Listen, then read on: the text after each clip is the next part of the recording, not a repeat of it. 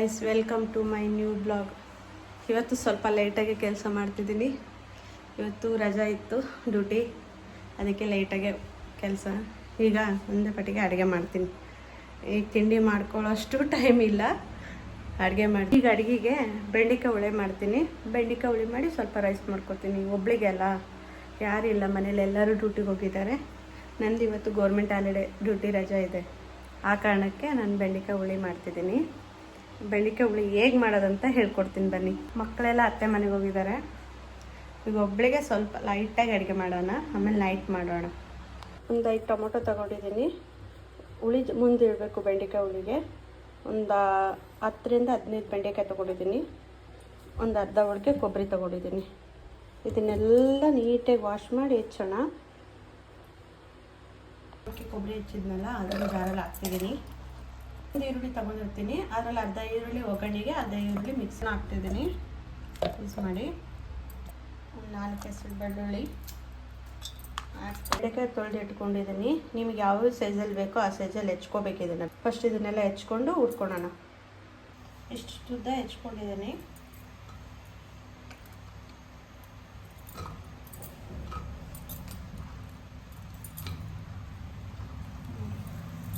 ಬೆಂಡೆಕಾಯಿಗೆ ನೋಡೋ ಅಂಶ ಹೋಗೋ ತನಕ ಹುರಿಯಕ್ಕಿಡಬೇಕು. ಇದು ಹುರಿಯೋದೊಳಗೆ ಮಿಕ್ಸಿ ರುಬ್ಕೊಳ್ಳೋಣ. ಫಸ್ಟ್ ಇದನ್ನು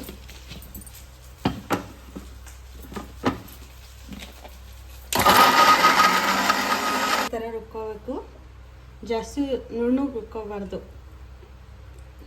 ನುಣ್ಣಗೆ ಮಿಕ್ಸಿ ಮಾಡಬಾರ್ದು. ಈ ಥರ ಇರಬೇಕು. ಕೊಬ್ಬರಿ ಸ್ವಲ್ಪ ತುಂಬ ಟೇಸ್ಟ್ ಬರುತ್ತೆ ಈ ಥರ ಇದ್ದರೆ. ಅಡುಗೆ ಮಾಡ್ಕೋತಾ ಸ್ವಲ್ಪ ವೀಡಿಯೋ ಮಾಡ್ತಾಯಿದ್ದೀನಿ, ನೋಡ್ಕೋತಾ.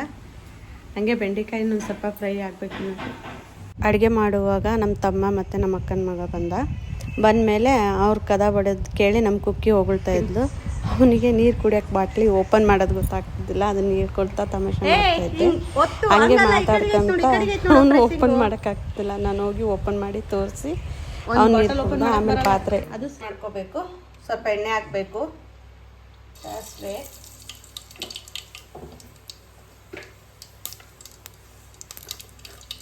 ಜೀರಿಗೆ,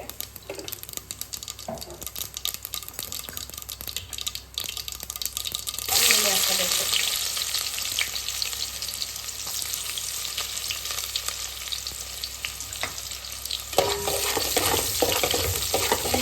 ಸ್ವಲ್ಪ ಬ್ರೌನ್ ಆಗೋ ತನಕ ಇದು ಮಾಡ್ಕೋಬೇಕು.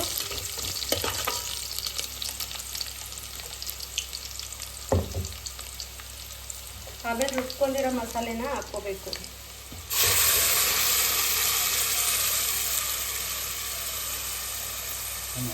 ಈ ಥರ ಎಲ್ಲ ಕುದಿ ಬಂದಮೇಲೆ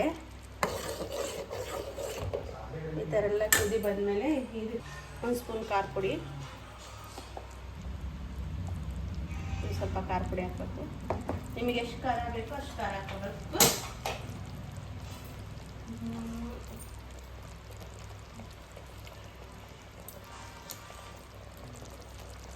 ಒಂಚೂರು ಅರಿಶಿನ ಪುಡಿ ಹಾಕೋಬೇಕು.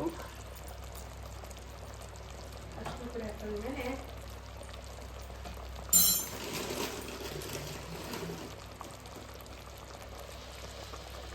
ನಿಮಗೆ ಅಳತೆ ಎಷ್ಟಾಗುತ್ತೋ ಅಷ್ಟು ಉಪ್ಪು ಹಾಕೋಬೇಕು. ನಾನೇನು ಅದು ಮಸಾಲೆ ಎಲ್ಲ ಕುದ್ಮೇಲೆ ನೀರು ಹಾಕ್ಕೊಳ್ತೀವಿ. ನೀರು ಹಾಕೊಂಡ್ಮೇಲೆ ಅದು ಕುದಿಬೇಕು ಸ್ವಲ್ಪ ಹೊತ್ತು. ಆ ಥರ ಕುದಿತಿದೆ ನೋಡಿ.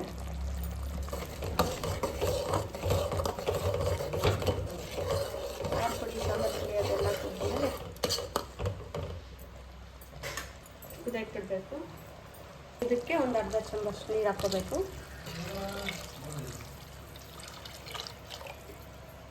ಅರ್ಧ ಚಮಚ ನೀರು ಹಾಕ್ಕೊಂಡ್ರೆ ಇದಕ್ಕೆ ಸ್ವಲ್ಪ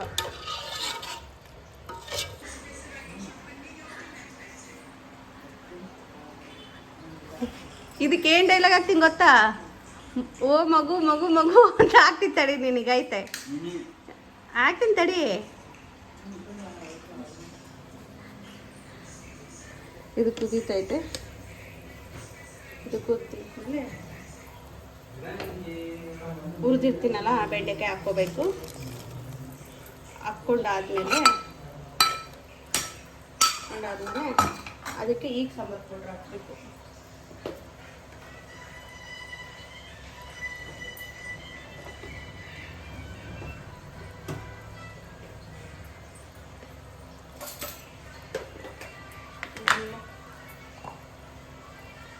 ಮುಕ್ಕಾಲು ಸ್ಪೂನು ಸಾಂಬಾರು ಪೌಡರ್ ಹಾಕಬೇಕು.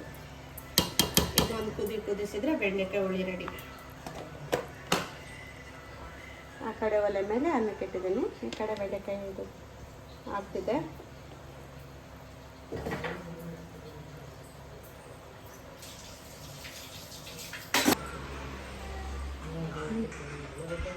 ಬರ್ರಿ ನನ್ನ ಮಗಳು ಏನು ಮಾಡ್ತಿದ್ದಾಳೆ ನೋಡೋಣ. ಕುಕ್ಕೋ, ಏಯ್ ಕುಕ್ಕೋ, ಯಾಕೆ ಊಟ ಮಾಡಿಲ್ಲ?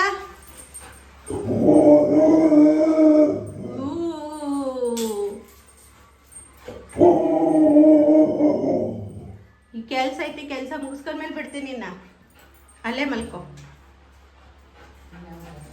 ಈಗ ಸಾಕು. ಸಿಟ್, ಈಗ ಕೋಲ್ ತಗೊಂಡು ತಿಂತಾಡಿ ನೀನು. ಸಿಟ್ ಮಾಡಲಿಲ್ಲ. ಹಾಂ, ಬಾಯ್. ಈಗ ಅಡುಗೆ ರೆಡಿ ಆಯಿತು. ಕುಕ್ಕಿನೂ ಮಾತಾಡ್ಸ್ಕೊಂಬಂದು ಹೋಗಿ.